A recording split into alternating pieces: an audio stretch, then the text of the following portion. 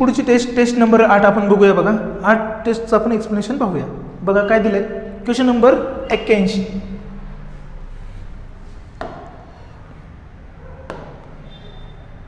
Question number 81 बघा. खाली 4 विधाने आणि 3 अनुमाने दिली आहेत. तुम्हाला दिलेली विधाने सत्य मानायची आहेत आणि दिलेल्या विधानानुसार तार्किकदृष्ट्या अचूक अनुमाने ठरवायची आहेत. काय काय दिले बघा. विधान पहिलं दिले, सर्व गुलाब लाजळू आहेत. मी गुलाब काढतो इथं. हे गुलाब काय आहेत. सर्वच्या सर्व गुलाब लाजाळू आहेत. हे काय आहेत. लाजाळू आहेत. लाजाळू सर्व गुलाब लाजाळू आहेत. परत काही लाजाळू जास्वंद आहेत. काही लाजाळू काय आहेत. जास्वंद आहेत. हे लाजाळू हे जास्वंद आहेत. त्याच्यानंतर काय दिलंय. काही जास्वंद लिली आहेत. काही जास्वंद काय आहेत. लिली. ह्या जास्वंद काय आहेत. लिली आहेत. सर्व लिली अबोली आहेत. ह्या सर्वच्या सर्व लिली ह्या काय आहेत. अबोली आहेत. अबोली. ही अशी डायग्राम आली आपली. मग बघा काही अबोली या लाजाळू आहेत. काही अबोली या लाजाळू आहेत. येत नाही, हे चुकीचं आहे. काही अबोली जास्वंद आहेत. काही अबोली जास्वंद आहेत. बघा काही अबोली जास्वंद आहेत. बरोबर आहे. काही लिली लाजाळू आहेत. काही लिली लाजाळू आहेत. संबंध येत नाही. त्याच्यामुळे उत्तर नंबर फक्त 2. पर्याय नंबर 2 येतोय बघा. पुढचा प्रश्न बघू चला. एका नावेचा वेग 82 नंबरचा क्वेश्चन आहे. एका नावेचा वेग 15 किमी प्रति तास आहे. किमी बरं का आहे. किमी 15 किमी प्रति तास आहे आणि नदीच्या प्रवाहाचा वेग 3 किमी प्रति तास आहे. प्रवाहाच्या दिशेने काय म्हणते. प्रवाहाच्या दिशेने 40 मिनिटांमध्ये नावेने पार केलेले अंतर दर्शवणारा पर्याय निवडा. नावेचा वेग किती. 15 किलोमीटर. बघा मी इथं लिहितो. नावेचा वेग 15 किमी. प्रवाहाचा वेग किती दिलाय. प्रवाहाचा वेग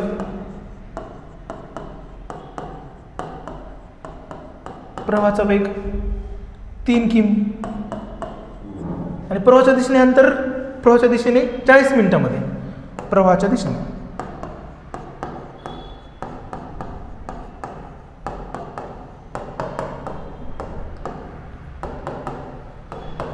किती गेलं. 40 मिनिटं गेलं. तर मग मी काय करेल. प्रवाहाचा वेग ह्यांची बेरीज होईल बघा. ह्यांची काय होईल मग. बेरीज होईल. कारण की नावेचा वेग आणि प्रवाहाचा वेग आणि कशाच्या दिशेने चाललंय.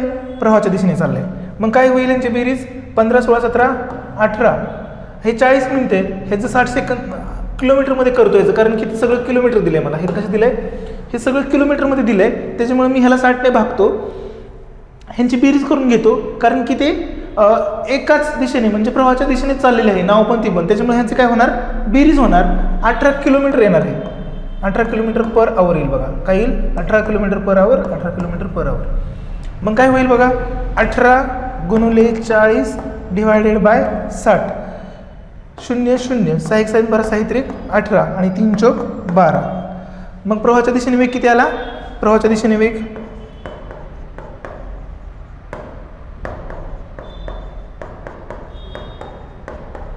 12 आला. किती आला. प्रवाहाच्या दिशेने वेग किती आला. 12. ऑप्शन नंबर किती. 4. Option number 4. पुढचा प्रश्न बघू चला. नेक्स्ट. दीपकने त्याच्या घरापासून क्वेश्चन नंबर 83 या. दीपकने त्याच्या घरापासून सुरुवात करून उत्तरेकडे 8 किलोमीटर. मी सुरुवात करतोय बघा. दीपकने त्याच्या घरापासून सुरुवात करून उत्तरेकडे किती गेला. 8 किलोमीटर गेला. उत्तरेकडे 8 किलोमीटर प्रवास केला. नंतर त्याने उजवीकडे वळाला. म्हणजे ह्या साईडला वळाला बघा. उजवीकडे वळून 5 किलोमीटर गेला. उजवीकडे वळून किती गेला. 5 किलोमीटर गेला. 8 किलोमीटर हा किती गेला. 5 किलोमीटर. नंतर पुन्हा उजवीकडे वळाला. उजवीकडे म्हणजे खालच्या हाताला वळाला असेल. नंतर पुन्हा उजवीकडे वळून 4 किलोमीटर गेला. किती किलोमीटर गेला. 4 किलोमीटर प्रवास केला. नंतर पूर्वेकडे वळून 3 किलोमीटर प्रवास केला. नंतर कुठे वळाला. पूर्वेकडे वळून 3 किलोमीटर गेला. पूर्वेकडे वळून 3 किलोमीटर प्रवास केला. शेवटी तो डावीकडे वळाला आणि 2 किलोमीटर गेला. परत डावीकडे वळाला आणि 2 किलोमीटर गेला. डावीकडे वळून किती गेला 2 किलोमीटर गेला. तर तो त्याच्या घरापासून किती किलोमीटर अंतरावर आहे, तर तो त्याच्या घरापासून किती किलोमीटर, इथं घर आहे त्याचं, इथून किती किलोमीटर अंतरावर आहे. मग डायरेक्ट जर आपण असं मोजावं लागेल आपल्याला किती किलोमीटर अंतरावर आहे, बरोबर का. मग हे जर काढायचं असेल मला तर मी काय करेल,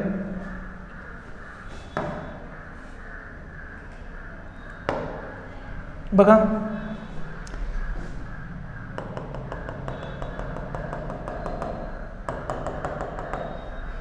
हे येईल माझं 5 किलोमीटर. किती आलं 5 किलोमीटर. हे 4 आहे म्हणून हे माझं आलं 4 किलोमीटर, बरोबर का. हे माझं आलं 4 किलोमीटर, हे 5 किलोमीटर, हे 4 किलोमीटर. पण इथं हे 2 किलोमीटर आहे. किती किलोमीटर आहे 2 किलोमीटर आहे. मग हे पण मला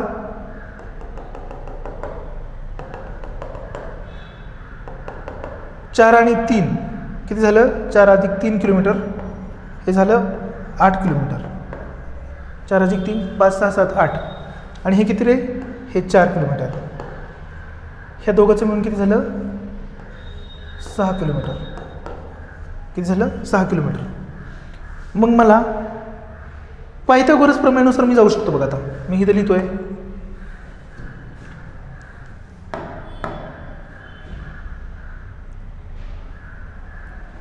पायथागोरस प्रमेयानुसार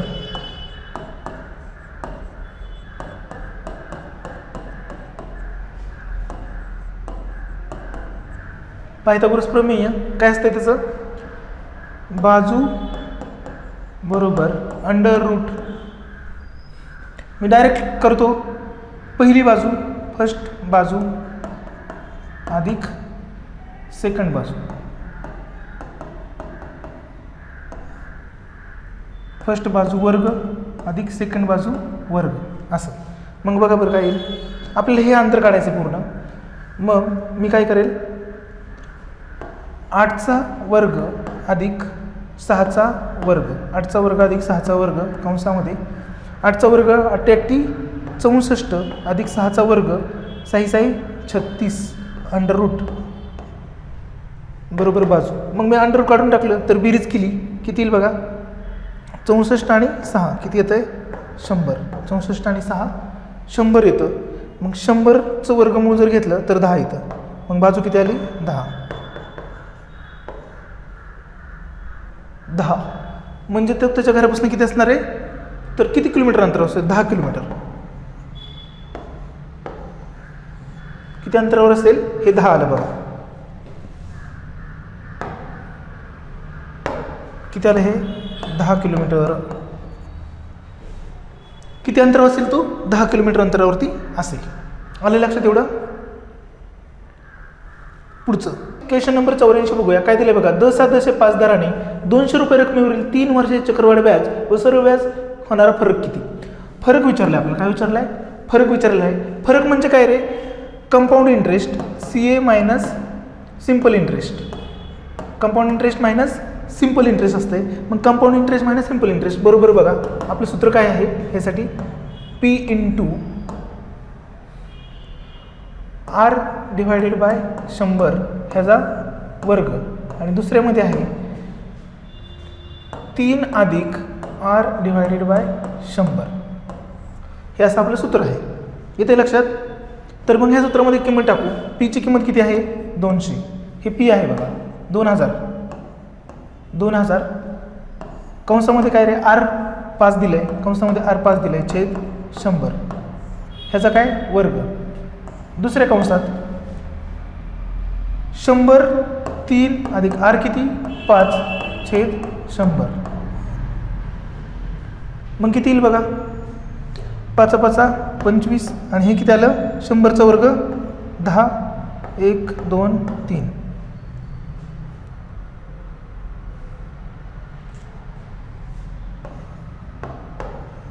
गुणिले 2000 बरोबर का.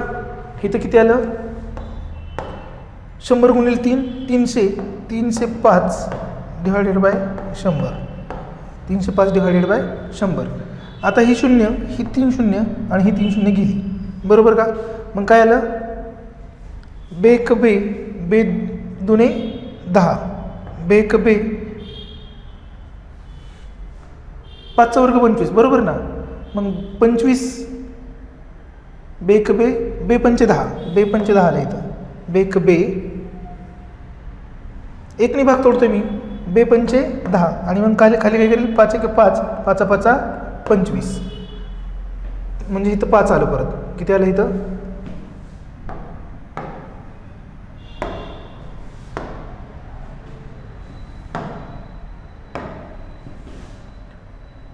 इथं 25 आहे 5. मग काय राहिलं बघा कंसात, 5 गुणुले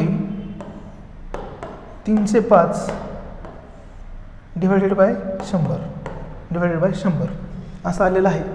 5 गुणले 305 डिवायडेड बाय 100. मग बघा आता कसं होईल, ह्या 5ने भागालो पहिला मी, 25, 5 एक 5, 5 दुने 10 आणि किती येईल, 20 5 100, 20 म्हणजे काय आलं, 305 डिवायडेड बाय 20. जर 20ने ह्याला भाग घालवला तरी किती येतं बघा, 1 शून्य वाढू वरती आपण, 20ने जर ह्याला भाग घालवलं तर किती येईल, 20ने भाग घालवलं तर 20 एक 20, 20 40, 20 20 एक 20, बरोबर का, 20 एक 20, खाली राहिले 10, खाली राहिले 10, 20 5 100, परत खाली किती राहिले, 20 5 100, खाली राहिले 5, वरून 50, 20 20 चौक 20 एक 20 40, 20 30 60, 20 20 एक 20, 20 दुने 40, 15.225 येईल ना, 15.225, 20ने भाग जोडलं तर 15.225 रुपये. हे उत्तर आलं आपलं. 20ने भाग घालवला ह्याला तर किती येतं, 15.225. कुठे 15.225, 15.225, 15.225, पर्याय नंबर 1. सूत्र टाकलं, सूत्रामध्ये किमती टाकल्या आणि उत्तर काढलं. पुढचा प्रॉब्लेम, अर्पिता आणि दीपिका यांच्या सध्याच्या वयात 14 वर्षाचे अंतर आहे. 7 वर्षापूर्वी त्यांच्या वयाचे गुणोत्तर 3:7 होते, 5:7 होते, तर दीपिकाचे वर्तमान वय काय असेल. अर्पिता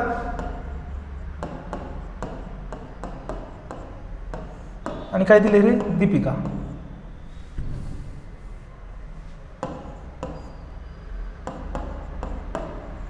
अर्पिता आणि दीपिका सध्याच्या वयात, अर्पिता मानू x, दीपिका मानू y. सध्याच्या वयात किती अंतर आहे, सध्याच्या वयात 14 वर्षाचे अंतर आहे. मग x वजा y बरोबर 14, x वजा y बरोबर किती वर्षाचं अंतर आहे, 14 वर्षाचं अंतर आहे. 7 वर्षापूर्वी, हे आज आहे, आज सध्या, हे आज आहे, सध्या आहे.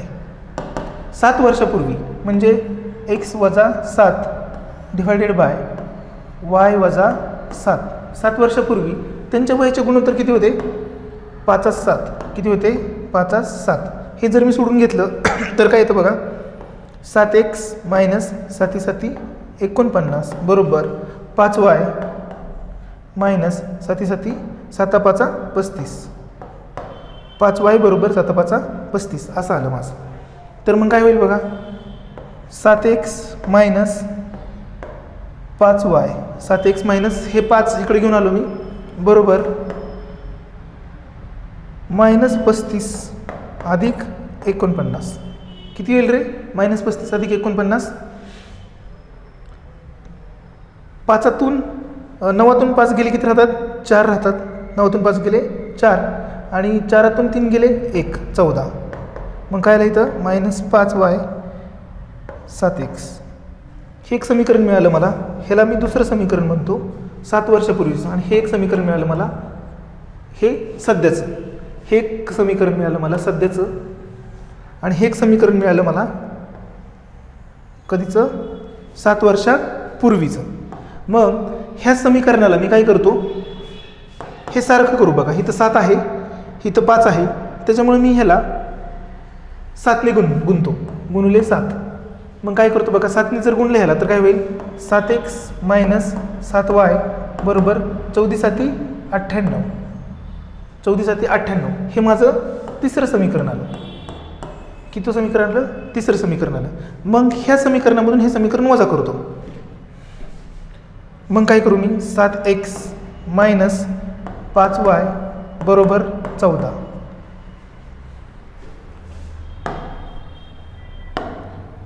ह्यांची काय करतोय मी? वजाबाकी करतोय. ह्यांची काय करतोय? वजाबाकी. मग वजा वजा इथं काय होईल? अधिक होईल.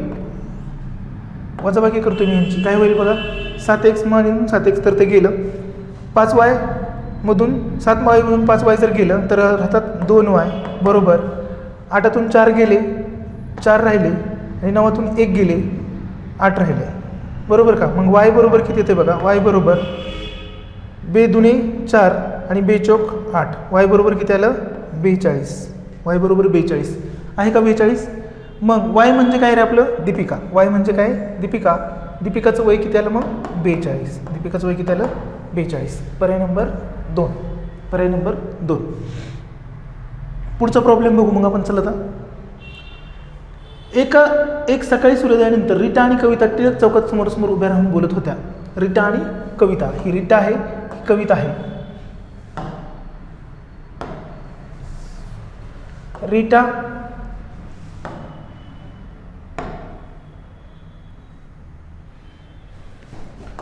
रीटा आणि कविता काय करत होत्या? टिळक चौकात समोरासमोर उभ्या राहून बोलत होत्या. जर कविताची सावली रीटाच्या बरोबर उजवीकडे पडत असेल तर कविता कोणत्या दिशेकडे तोंड करून उभी आहे असं विचारलेलं आहे. हा चौक आहे बघा. समजा हा चौक आहे. हा चौक आहे. ह्याला टिळक चौक म्हणू आपण. हा टिळक चौक आहे. टिळक चौक. कोणता चौक आहे हा? टिळक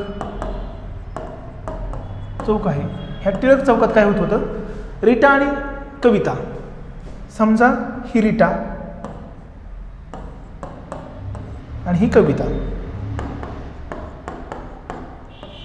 समोरासमोर उभा राहून बोलत होत्या. जर कविताची सावली रीटाच्या बरोबर उजवीकडे, आता समजा आपण इकडे तोंड करून आहे म्हणू आपण. मग ही तर कविता आहे. ही कविता. समजा काय म्हणताय? जर कविताची सावली रीटाच्या बरोबर उजवीकडे, मग रीटा समजा अशी उभं राहिली, रीटा अशी उभं राहिली तर उजवीकडे म्हणजे ह्या साईडला, म्हणजे ही सावली अशी पडेल बघा. बरोबर का?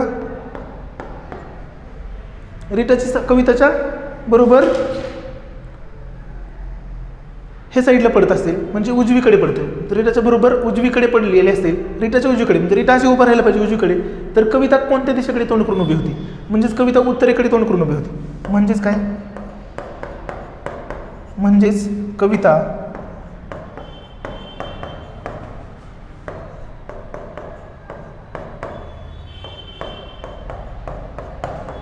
तोंड करून उभी होती.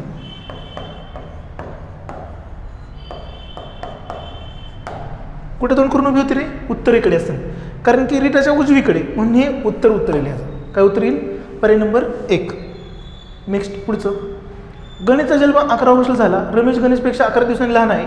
यावर्षी स्वातंत्र्य दिन सोमवारी येतो, तर रमेशचा वाढदिवस यावर्षी खालीलपैकी कोणत्या वारी येईल? काय काय दिले? गणेश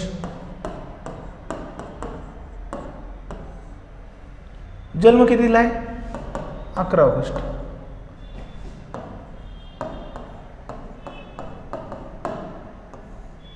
गणेशचा जन्म किती? 11 ऑगस्टला.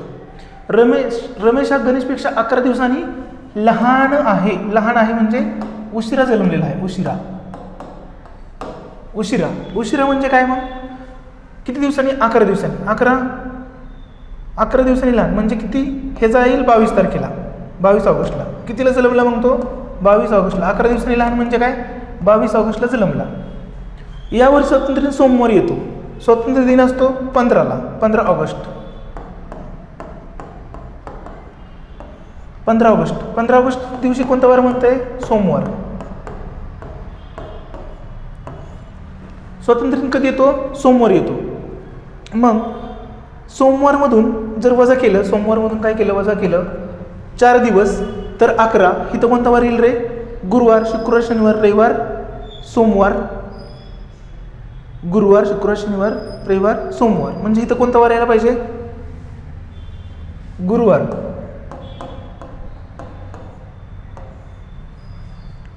गुरुवारी काय होता मग त्याचा जन्मदिवस? कोणाचा? गणेशचा जन्मदिवस कधी आला? गुरुवारी. तर 15 ऑगस्टला सोमवार येतो, तर 15मध्ये जर मी 7 मिसळलं तर येतं किती? 15 आणि 7 22. मग 22ला कोणता वार असेल? जर 7 दिवसांनी मला वार परत तोच रिपीट होईल, सोमवार. 7 दिवसांनी वार कोणता रिपीट होईल? सोमवार. मग 22 ऑगस्टला 22 ऑगस्टला कोणता वार असेल रे? सोमवार असेल. कोणता वार असेल? सोमवार. सोमवार. कोणता वार असेल? सोमवार. मग इथं कुठं आहे सोमवार? इथं आहे सोमवार. आलं? पुढचा प्रश्न बघू चला. नेक्स्ट. एका टोपलीत असलेली, क्वेश्चन नंबर 88, एका टोपलीत असलेली सर्व फुले रांगेत उभ्या असलेल्या 5 व्यक्तींना पुढील प्रमाणे वाटली. दुसऱ्या व्यक्तीस पहिल्या व्यक्तीच्या निम्मी फुले मिळाली, दुसरी व्यक्ती इथं पहिलीच्या निम्मी, तिसऱ्या व्यक्तीस दुसऱ्यापेक्षा निम्मी फुले, चौथ्या व्यक्ती तिसरीपेक्षा निम्मी फुले, पाचव्या व्यक्तीस चौथ्या व्यक्तीपेक्षा निम्मी फुले, तर पाचव्या व्यक्तीस एक फुल मिळालं. हे दिलंय बघा. जर पाचव्या व्यक्तीस एक फुल मिळालं, हे महत्त्वाचं आहे आपल्याला. तर टोपलीत एकूण फुले किती? बघा, समजा टोपलीतील फुले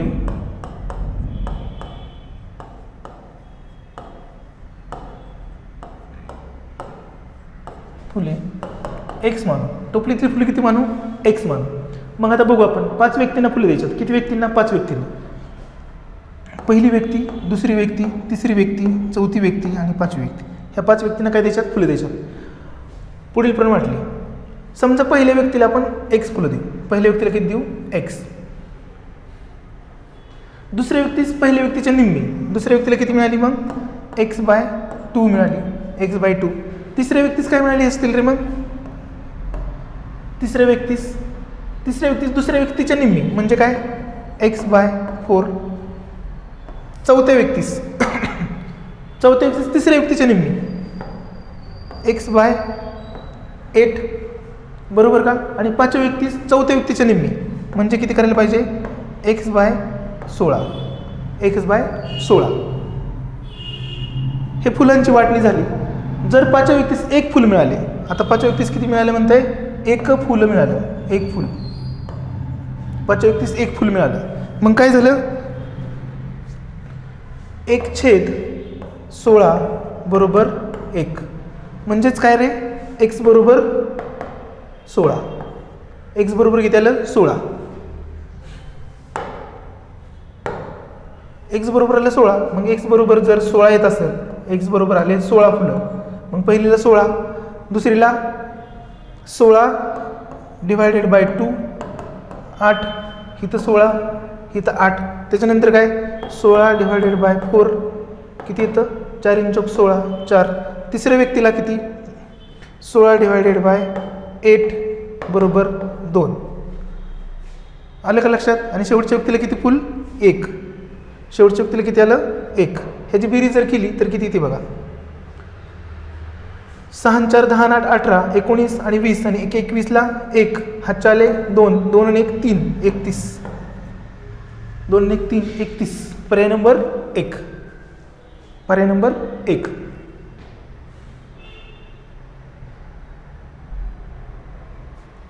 पुढचा प्रश्न बघू बघा. पुढील उदाहरणांच्या आधारे खालीलपैकी कोणते निष्कर्ष काढता येतील असं विचारलेलं आहे.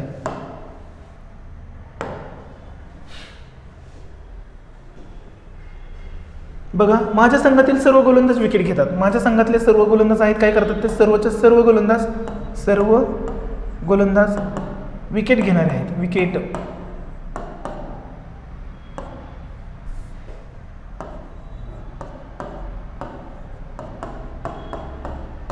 सर्व गोलंदाज काय करणारे आहेत? विकेट घेणारे आहेत. वरून हा विकेट घेणारा गोलंदाज नाही. हे काय म्हणताय? वरून हा विकेट घेणारा गोलंदाज नाही. मग निष्कर्ष, वरून फिरकी गोलंदाज आहे का? हे दिलेलं नाही आहे. वरून माझ्या संघातील गोलंदाज नाही. माझ्या संघात सगळे विकेट घेणारे आहेत. माझ्या संघातील सर्व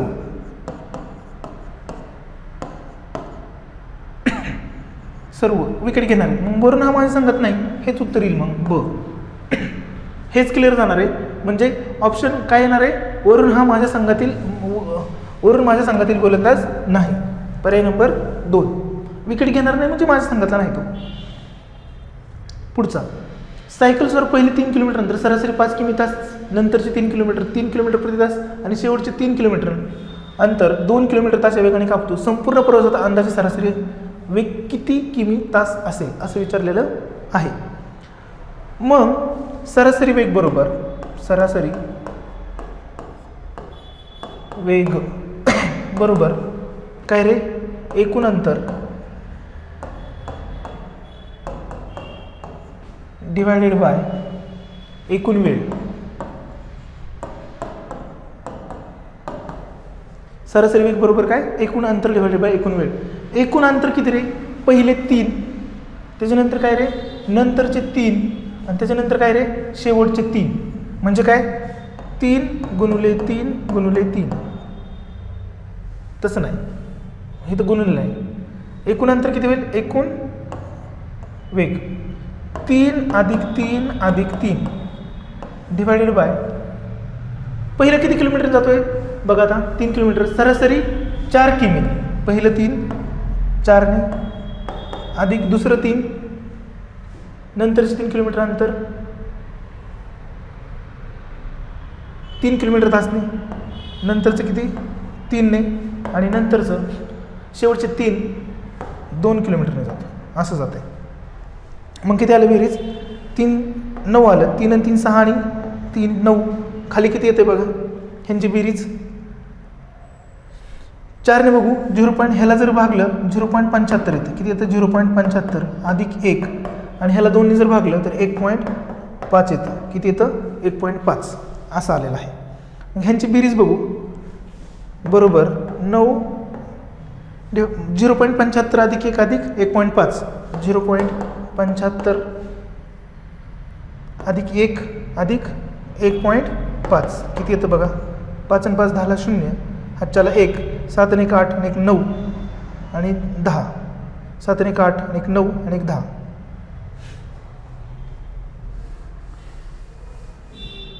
.75 अधिक 1 किती बेरीज येईल रे,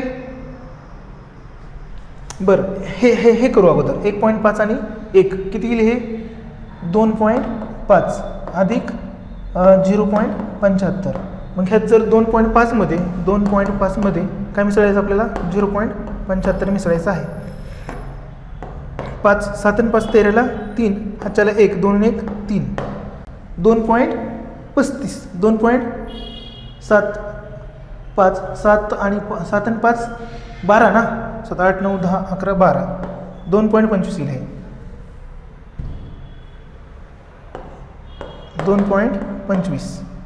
2.25 आली बेरीज. 3.25 आले ना, सॉरी 3.25. मग 3.25 बरोबर काय रे, ह्यातलं पॉईंट काढायचं आहे मला, म्हणून मी वरती 900 टाकून देतो, भागिले 325 करतो डायरेक्ट, भागिले 325. जर 325 ने 900ला जर भागलं तर किती येतं बघा, 325 900ला जर भागलं तर 300ने जर गेलं तर 300ने जर गेलं तर जाता येते बघा आपल्याला, 3 त्रिक 3ने भाग जाता येते आपल्याला. मग 3 जरा जास्त होईल कारण की वरती 25 आहे, त्याच्यामुळे 3 जरा जास्त होईल. मग 2ने भाग बसतोय का बघू आपण, 325 गुणुले 2 किती येतं बघा, 5 2 10ला 0, हातच्याला 1 2 2 4 आणि 5 आणि 3 2 6 650. मग 900 वजा 650 900 वजा 650 0 10तनं 5 गेले 5, 8तून 6 गेले 2 250 आणि वरनं परत 0 येणार आहे. म्हणजे काय 2 पॉईंट येईल आता, आणि किती आलं आहे 2500. मग आता 3च्या पाड्यात 2500 किती नंबरला येऊ शकतं तर बघूया आपण.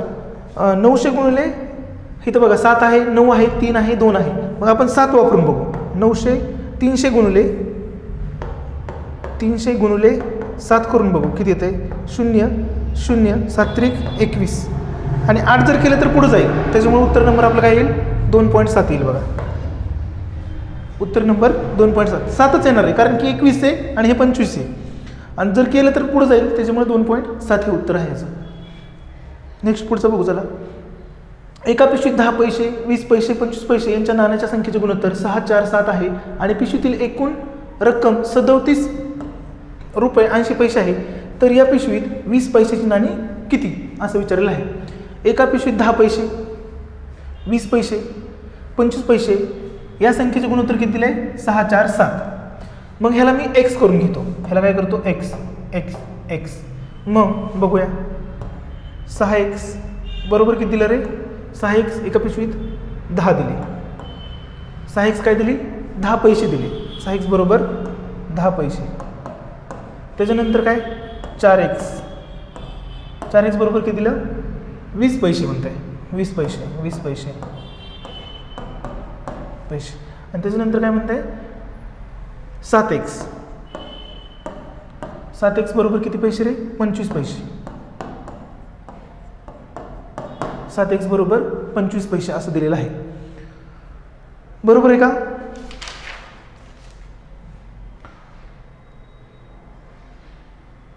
मग रुपये काढू आपण आता. म्हणून आता ह्याचं काय काढू? म्हणून रुपये. ह्या सगळ्यांचं रुपयामध्ये कन्वर्जन करून घेऊ. रुपये किती रुपये येतात बघू आपण याचे. रुपयामध्ये जर कन्वर्जन मला करायचं असेल तर मी रुपयामध्ये कसं करू शकतो?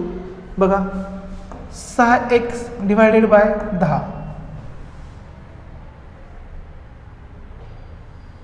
6x डिवायडेड बाय 10 म्हणजेच काय? 100 पैसे म्हणजे काय? 1 रुपया म्हणजे काय असतं रे?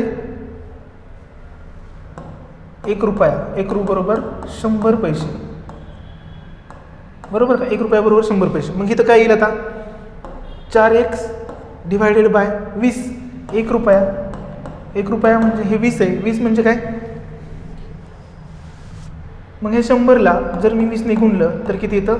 ह्या 100ला 20 ने जर भागितलं 0 0 2 10 5. त्याच्यानंतर इथं काय येईल रे? 7x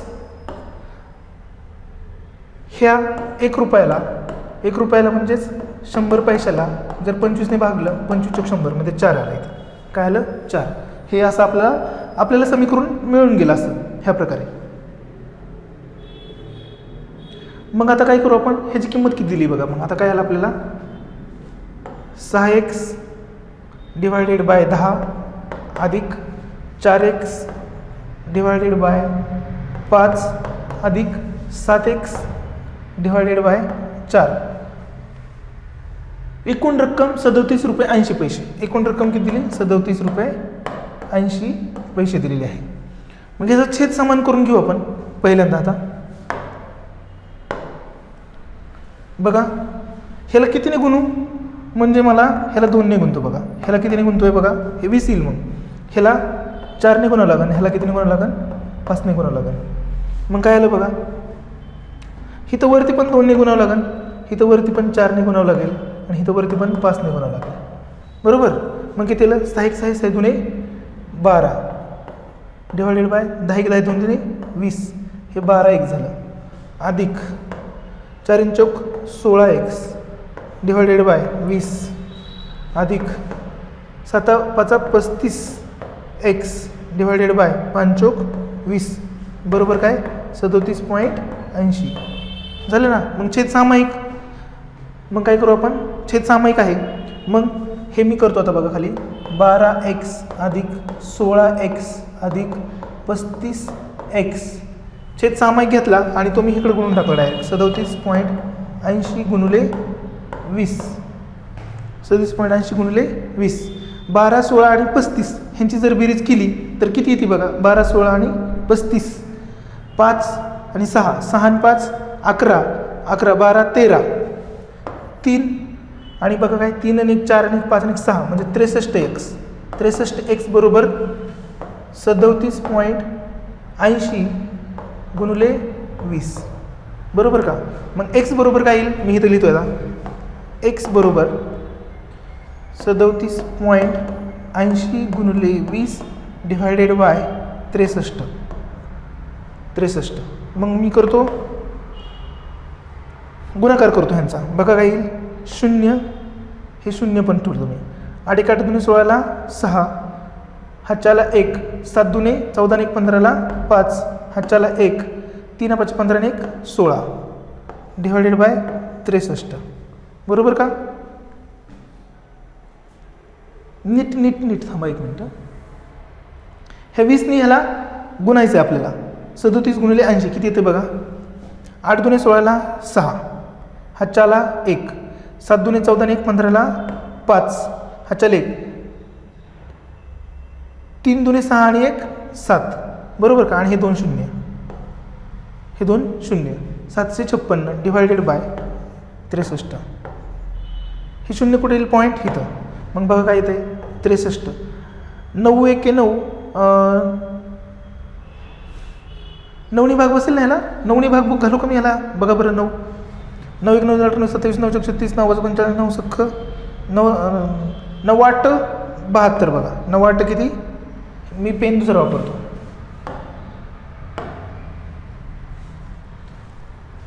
9 7 63, 9 8 72, खाली राहिले 72, 3 राहिले 36, 9 किती आलं 9 चौक 36, 7 1 7 7 2 14, 7 1 7 आणि त्याला खाली 17, किती राहिलं 17, 7 1 7 1 राहिला आणि 7 2 14, 12 राहिलं 12, किती राहिलं 12. मग ह्याचं उत्तर किती आलं बघा 12 आलं 12. हे 84 आलं बघा इथं.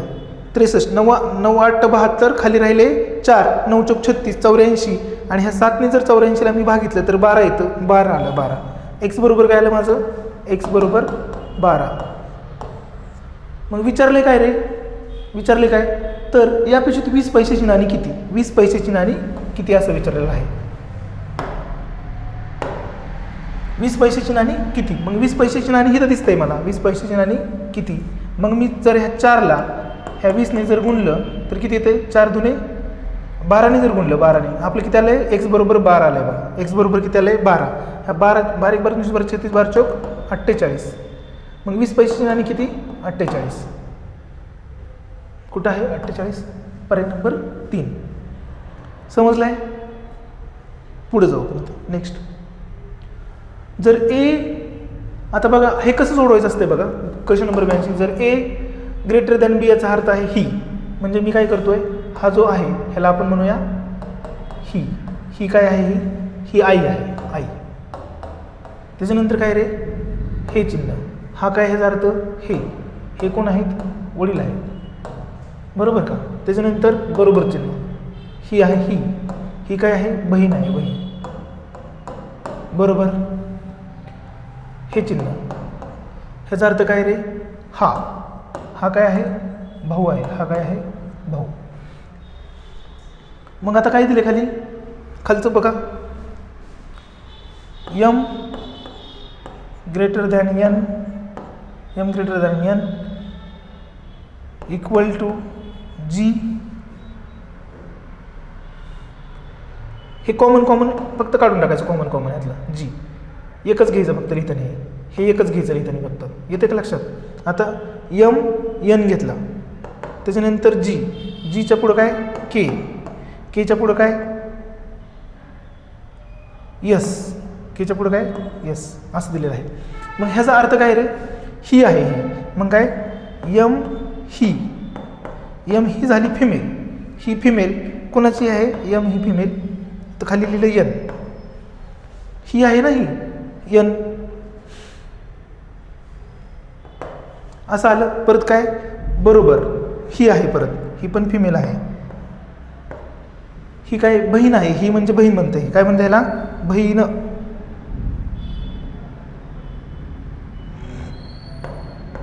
बरोबर काय बहीण कोणाची जीची बहीण. परत काय रे पुढं जीच्या पुढं जी परत ही बहीणच आहे फिमेल आहे. कोणाची केची बरोबर का केची. परत के म्हणजे हे चिन्ह काय म्हणते हे असं आहे वडील म्हणते. हे के काय आहेत वडील आहेत. कोणाचे यसचे. कोणाचे यसचे. आपल्याला काय विचारले आता के झाला मेल. आपल्याला काय विचारले यानुसार खालीपैकी कोणते विधान आहे. के ही जीची बहीण आहे.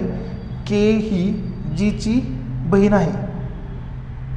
के ही नाही के ही जीची बहीण आहे नाही आहे चुकीचं आहे. के हे झेडचे वडील आहेत. के हे झेडचे वडील आहेत. झेड कुठे इथं शेवटी काय आलंय झेड. के हे झेडचे वडील आहेत. ही झेड आहे, झेड मेल आहे का फिमेल आहे माहीत नाही आपल्याला, मेल आहे का फिमेल आहे माहीत नाही. के हे झेडचे वडील आहेत, झेडचे वडील आहेत का, के हे झेडचे वडील आहेत. हां, यम ही झेडची आजी आहे, यम ही झेडची आजी आहे, हे बरोबर आहे. यम ही झेडची आजी आहे, झेड हा यचचा मुलगा आहे, झेड हा यचचा मुलगा आहे. यस कुठे दिसते का इथं, यस. आपलं काहीतरी राहिलं रे, थांबा मी परत काढतोय जरा डायग्राम. 92 नंबरचा क्वेश्चन आपण रिपीट करूया परत. 92 नंबरचा क्वेश्चन आपण रिपीट करूया. बघा काय दिलंय, क्वेश्चन नंबर 92. क्वेश्चन नंबर 92 बघूया बघा आपण आता. क्वेश्चन नंबर 92 आपण पाहू. जर ए ग्रेटर दॅन बीचा अर्थ ए ही आई आहे, ह्या चिन्हाचा अर्थ हे वडील आहेत, बरोबर चिन्हाचा अर्थ बहीण आहे, आणि ह्या चिन्हाचा अर्थ भाऊ आहे, बरोबर का. आपल्याला काय दिलंय, यम एन जी के, यम एन जी के, आणि काय दिलं रे, हॅश यश यस यस, आणि त्याच्यानंतर काय दिलंय, झेड दिलेला आहे, असं दिलेलं आहे. मग काय म्हणतंय बघा, यम हे डायग्राम काढून घेतो बघा. यम म्हणजे काय, हे चिन्हाचा अर्थ काय, यम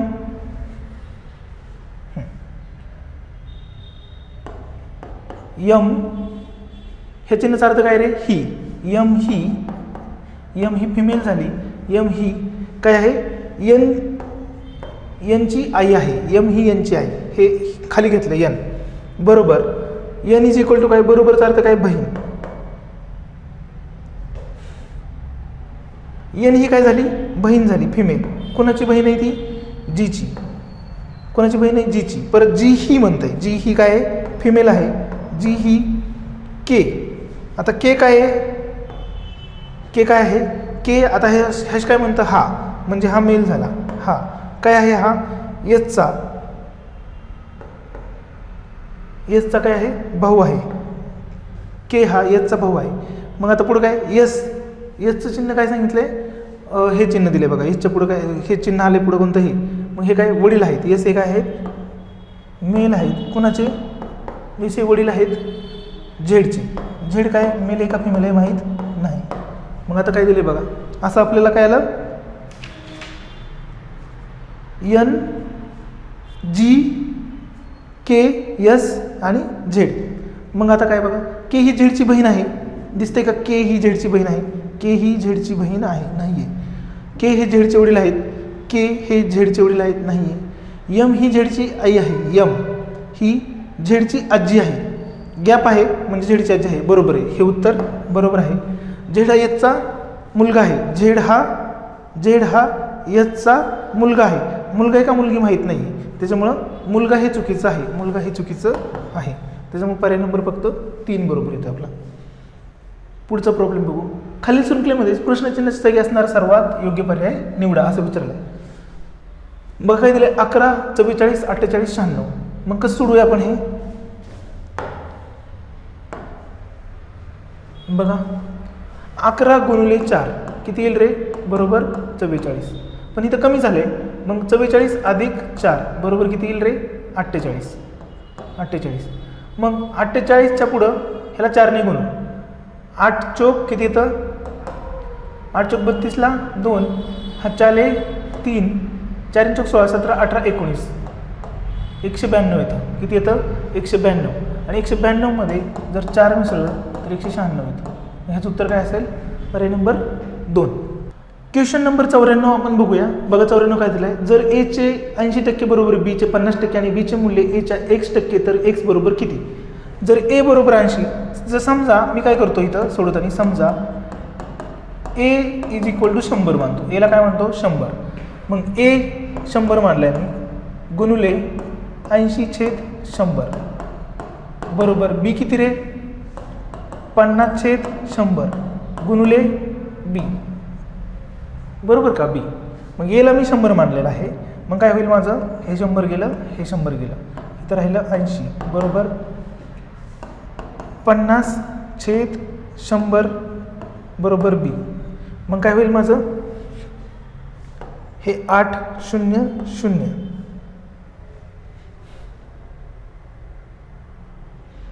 बरोबर का, 8 100ने जर ह्याला गुणलं तर किती शून्य येतील? 3 शून्य येतील. 3 शून्य डिवायडेड बाय 50 बरोबर बी. बरोबर बी. ह्या शून्याला शून्य केलं 5 1 5 5 1 5 6 7 8 3 आलं 5 सख्ख 30 160 आलं. मग 160 बरोबर काय आला? बी आला. 160 बरोबर बी. मग काय म्हणतंय? बीचे मूल्य हे एच्या x% आहे. बीचे मूल्य किती आलंय? 160. हे काय एच्या ए किती मानलाय मी? 100. x% म्हणजे काय? 1/100. मग 100ला 100 जर गेलं तर 160 बरोबर x. बरोबर का? तर x म्हणजे किती? तर x बरोबर किती आलं? 160. कुठे 160 आपल्याकडे आहे का? 160. पर्याय नंबर 4. पर्याय नंबर 4. पुढचा प्रश्न बघू आपण. खाली दिलेल्या आकृतीत 4 सेंटीमीटरच्या 4 सरळ रेषेपासून बनलेली आहे. जर खालील आकृती फक्त टिंबांना जोडून बनवायची असेल तर लगतच्या टिंबामधील अंतर 1 सेंटीमीटर असेल तर आकृती पूर्ण करायला किती टिंब लागतील? ह्याची परिमिती काढू बघा आपण. काय काढू? परिमिती. परिमिती काय असते? बाजू वर्ग. बाजू वर्ग. बाजू किती रे? 4 सेंटीमीटर. मग 4चा वर्ग बरोबर 16. 4चा वर्ग बरोबर 16. म्हणजे हे पूर्ण करायला 16 लागते. म्हणजेच किती टिपके लागतील? मग 16 टिपके लागतील. म्हणजेच किती टिपके लागतील? 16. 16 टिपके लागतील बघा. परिमिती जर 16 येत असेल तर हे सगळे 16 टिपके असणार आहेत इथं. पुढचं.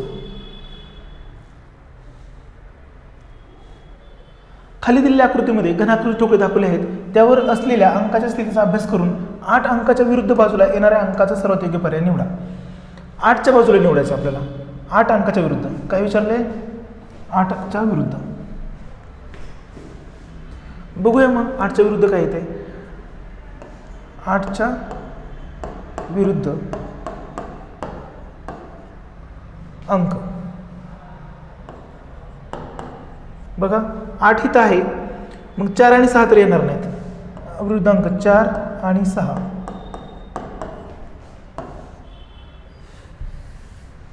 बघा 8च्या विरुद्ध अंक 4 येणार नाही. 6 पण येणार नाही. अजून कुठे 8 7 पण येणार नाही. येणार नाही. मग आता 8. मग काय येईल? 8च्या विरुद्ध येऊ शकतात. काय उरलं रे? 8च्या विरुद्ध काय येऊ शकतं मग? 7 किंवा 5. किती येऊ शकतं? 5 किंवा 9. 5 किंवा 9 येऊ शकतो. 5 किंवा 9 येऊ शकतं. 5 किंवा 9 तेवढंच उरलं होतं. 5 किंवा 9. मग आता आपण करूया बघा. सुरुवातीची करतो मी. इथं कॉमन काय रे? 7. 7 5 9. 7 5 9. आणि इथं काय रे? 7 4 8. म्हणजेच 8च्या विरुद्ध काय येईल रे? 8च्या विरुद्ध 9 येते बघा. 8च्या विरुद्ध 9. पर्याय नंबर 2. 8च्या विरुद्ध कॉमन बघितलं तर 8च्या विरुद्ध मला 9 येऊन गेलं. नेक्स्ट पुढचा पर्याय. एका संकेतामध्ये स्टडी व्हेरी हार्डचा संकेत 731 आहे. हार्ड वर्क स्पेसचा संकेत 953 आहे. आणि स्टडी अँड वर्कचा संकेत 145 आहे. तर व्हेरीसाठी संकेत असणारा पर्याय कोणता असं विचारलं आहे. हे कसं सोडवायचं बघा. Study very hard.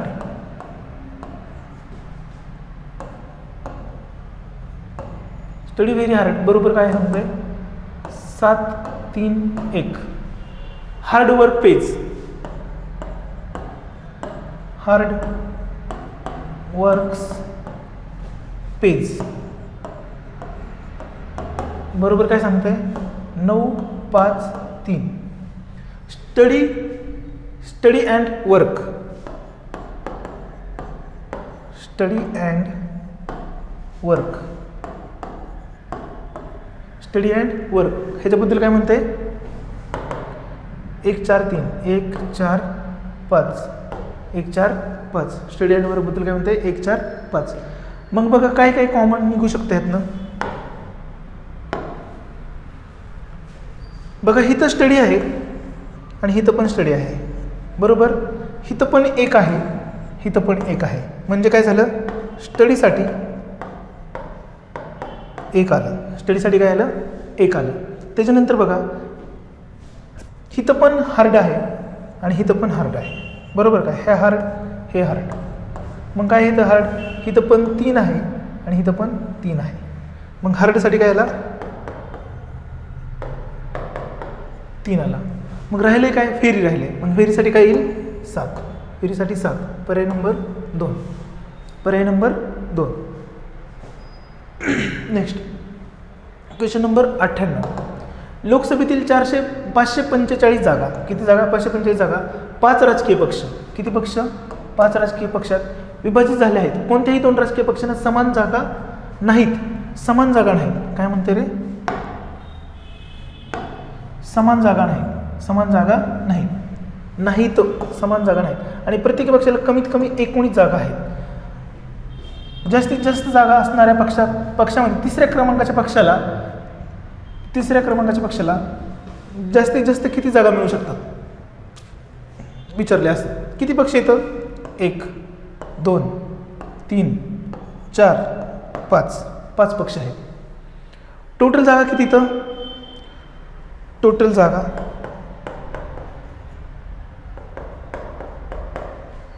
545.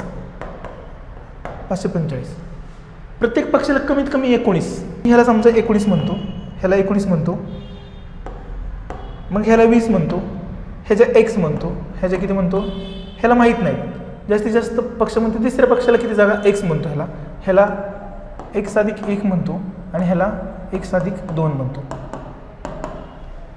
बरोबर का. तर मी जर ह्यांची बेरीज केली तर किती येईल बघा, x+1 अधिक x+2 बरोबर अधिक 20 अधिक 19.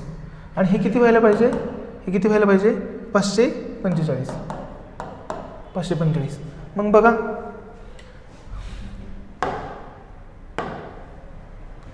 x किती झालं, 3x अधिक 2 1 3 20 आणि 19 किती झालं, 39. 40 41 किती होईल रे, 20 आणि 19, 20 आणि 20 40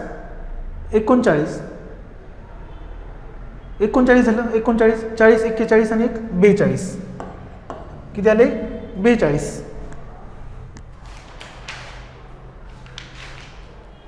बरोबर का, 42 बरोबर किती आले पुढं, 545. मग 3x बरोबर 545 वजा 42 किती येतं, पण 3x बरोबर 5तनं 2 गेले 3, 4तनं 4 गेले 0, 503. मग x बरोबर किती येईल बघा, 503 डिवायडेड बाय 3 बरोबर किती आलं, 3 1 3 बरोबर का. खाली राहिले 2. मग वर्णाला 20, 3 1 3 3 3 3 3 सख्ख 18, 3 सख्ख 18. खाली राहिले 2, 3 सख्ख 18, 3 7 21, 3 7 21 आणि खाली राहिले परत किती, 2.5. म्हणजेच 167 जागा असतील बघा. किती जागा असतील, 167. जास्तीत जास्त तिसऱ्या क्रमांकाच्या पक्षाला किती जागा मिळणार आहे, 167. बेरीज करून बघा, येतं उत्तर ह्याचं. पुढचा प्रश्न, हा प्रश्न चुकीचा झालेला आहे कारण की टोटल पानं दिलेली नाहीत, टोटल पानं दिली नाहीत, पाने दिली नाहीत म्हणून उत्तर येत नाही.